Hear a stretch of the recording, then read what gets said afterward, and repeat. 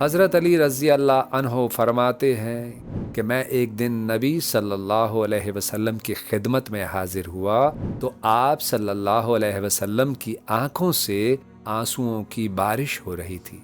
میں نے عرض کیا، اے اللہ کے نبی، کیا کسی نے آپ کو غصہ دلایا ہے؟ خیر تو ہے کہ آپ کی آنکھوں سے آنسو بہہ رہے ہیں؟ فرمایا، ایسی کوئی بات نہیں ہے، بلکہ اصل بات یہ ہے کہ ابھی تھوڑی دیر پہلے میرے پاس سے جبرائیل علیہ السلام اٹھ کر گئے ہیں۔ وہ کہہ رہے تھے کہ حسین کو فرات کے کنارے شہید کر دیا جائے گا۔ پھر انہوں نے مجھ سے کہا کہ اگر آپ چاہیں تو میں آپ کو اس مٹی کی خوشبو سنگھا سکتا ہوں۔